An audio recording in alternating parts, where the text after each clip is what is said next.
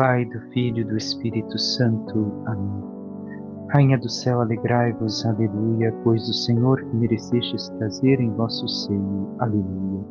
Ressuscitou como disse, aleluia, rogai a Deus por nós, aleluia. Alegrai-vos e exultai, ó Virgem Maria, aleluia, porque o Senhor ressuscitou verdadeiramente, aleluia. Oremos, ó Deus, que vos dignastes alegrar o mundo com a ressurreição do vosso Filho, concedei-nos por sua mãe, a Virgem Maria, o júbilo da vida eterna, pelo mesmo Jesus Cristo, Senhor nosso. Amém. Caríssimo irmão e irmã, hoje nos encontramos para meditar a liturgia da terça-feira da sexta semana da Páscoa. Continuamos o Evangelho de São João. E nos diz o texto: naquele tempo disse Jesus aos seus discípulos: agora parto para aquele que me enviou e nenhum de vós me pergunta: para onde vais? Mas porque vos disse isto, a tristeza encheu os vossos corações. No entanto, eu vos digo a verdade: é bom para vós que eu parta. Se eu não for, não virá até vós o defensor. Mas se eu me for, eu vou-lo mandarei. E quando vier, ele demonstrará ao mundo em que consistem o pecado, a justiça e o julgamento. O pecado, porque não acreditaram em mim. A justiça, porque eu vou para o Pai, de modo que não mais me vereis. E o julgamento, porque o chefe deste mundo já está condenado. Palavra da salvação, glória a vós, Senhor. Caríssimo irmão e irmã, devemos de ter aqui presentes uma palavra que apareceu no texto evangélico ontem. Não perturbe o vosso coração. O turbar, o estar, encher de tristeza. Nós devemos de compreender essa palavra no seu significado mais profundo. A inquietude. Nós não devemos de ficar inquietos quando o Senhor parece ausente, porque devemos de recordar que Ele está presente ao nosso lado se nós o buscamos de forma plena, com total entrega. E nós queremos viver esta intimidade amorosa com o Senhor. Ele diz aos discípulos que é oportuno que ele se vá, porque com a sua partida vai se inaugurar uma presença mais íntima e constante. E ainda mais devemos de ter presentes diante de nossos olhos. O Senhor quer indicar para eles e para nós que, subtraída a sua presença física neste mundo, para que nós possamos buscar e amar com um amor mais livre e mais maduro, devemos de, assim, olhar para o Senhor como um pai e uma mãe que deixa a mão do filho pequeno para que aprenda a caminhar com segurança. Assim o Senhor quer que nós aprendamos a amar. E não fiquemos somente na dimensão dos sentidos, somente numa dimensão naturalista. O Senhor quer que agora busquemos nesta dimensão sobrenatural, da fé, onde, se nós dedicamos realmente a busca incessante de Deus na oração, na fé, na Sua palavra, na vivência de seus ensinamentos, nós, assim, o encontraremos. E saberemos que Ele é como este pai, essa mãe, que permanece ao nosso lado, mesmo que nós, aparentemente, estejamos à distância, como um pai e uma mãe, que o filho, a filha está tão distante, mas que não deixa de se preocupar, de rezar, de amar. Assim o Senhor é conosco, está tão próximo. E ainda o Senhor quer indicar aos seus discípulos que na sua encarnação, eles e nós corremos o risco de nos relacionarmos somente com os sentidos em relação a Jesus. Ao partir dele ao Pai, ao céu, nós devemos agora de nos relacionar na fé sobrenatural, subir para o nível do invisível e adorá-lo, também na contemplação. É isso que o Senhor espera de nós. Mas para chegarmos à contemplação, nós devemos de ter a oração, a meditação. Temos nos esforçado por este caminho? O Senhor ainda podemos conceber no versículo 5, quando fala aos seus discípulos, não disse desde o princípio, enquanto ele se achava entre nós e devia ser alvo de perseguições, nunca falou de um modo preciso dos sofrimentos e provações que também estariam reservadas a nós. Porém, agora ele teria que deixar e precisava prevenir os discípulos e a cada um de nós.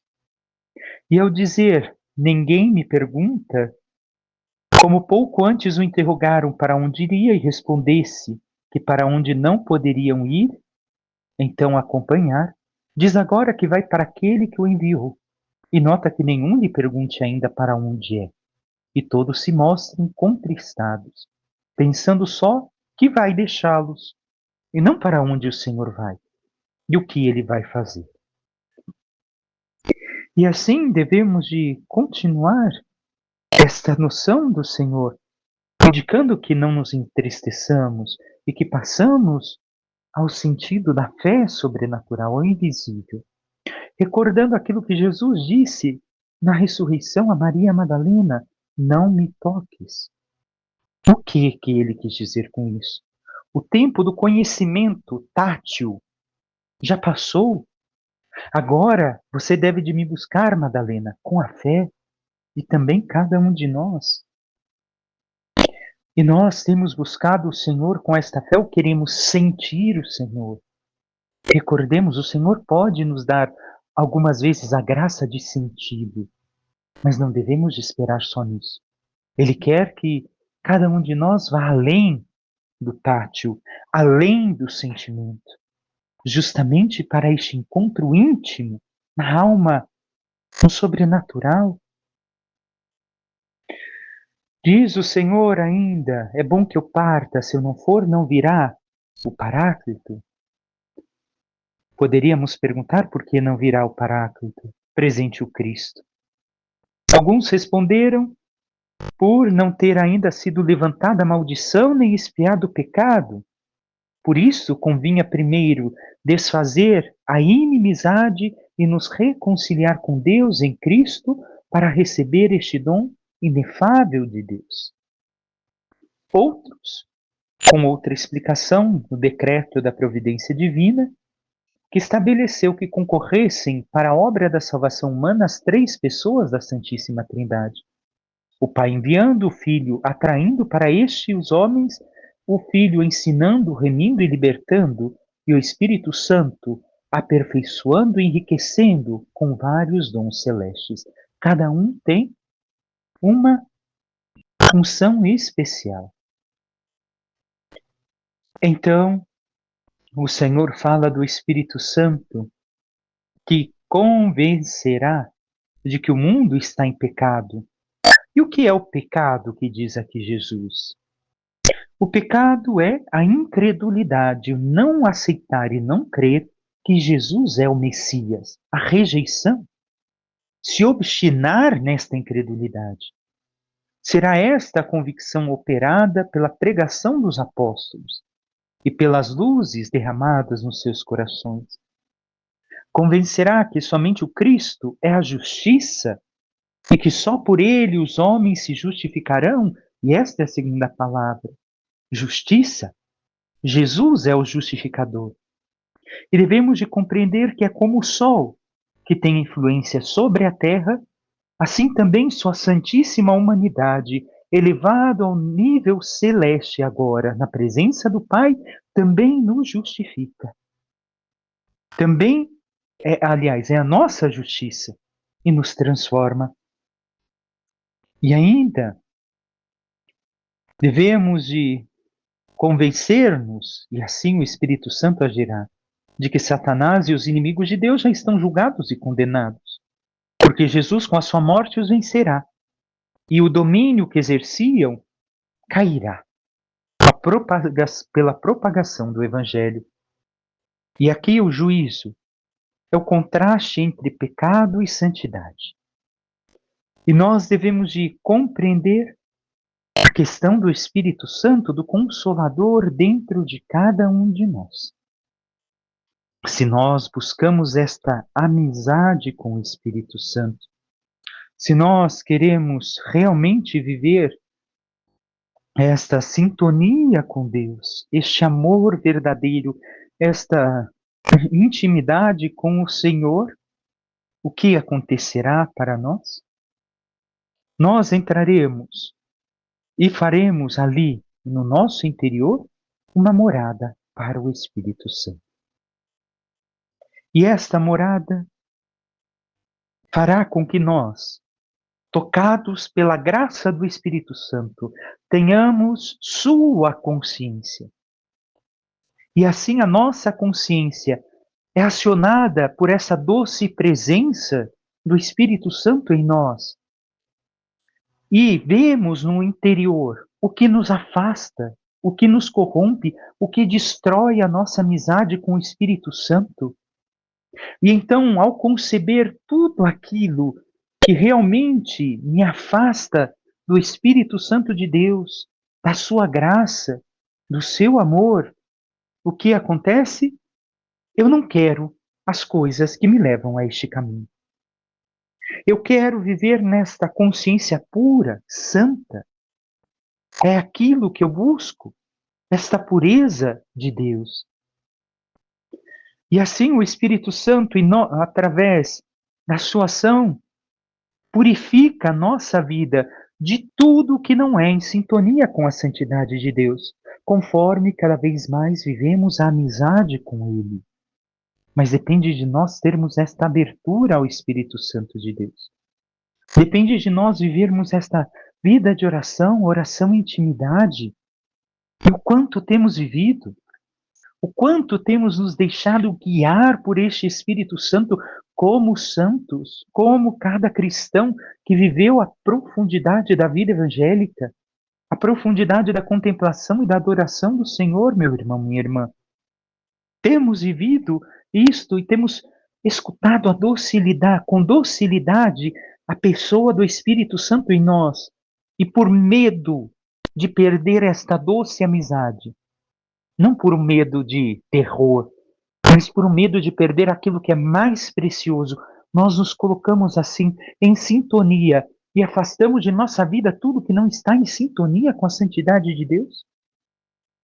E às vezes nem é questão de pecado, às vezes é questão de uma música, um estilo de vida, um certo comentário, certas coisas que eu assisto. Algumas talvez não sejam nem pecado segundo os mandamentos da lei de Deus. Mas por causa da minha sintonia eu percebo que aquilo me afasta da amizade com Deus, me afasta da amizade com o Espírito Santo. E por isso, como eu não quero me afastar desta pessoa que tanto me ama, eu me afasto de tudo aquilo que não vem de Deus. Tudo aquilo que me opõe à sua vontade, à sua graça. E temos vivido essa sintonia que Jesus nos indica? Temos escutado o Espírito Santo em nós? O Salmo nos diz no seu refrão: Ó Senhor, me estendeis o vosso braço e me ajudais. E segue: Eu agradeço o vosso amor, vossa verdade, porque fizestes muito mais que prometestes. Naquele dia em que gritei, vós me escutastes, e aumentastes o vigor de minha alma. Nós reconhecemos o quanto o Senhor tem nos ajudado a reconhecê-lo, a buscá-lo, a amá-lo, a converter nossas vidas. E assim, também reconhecemos que quando gritamos pedindo sua ajuda, Ele nos escutou e nos ajudou, e temos correspondido à sua graça, o seu amor em nós.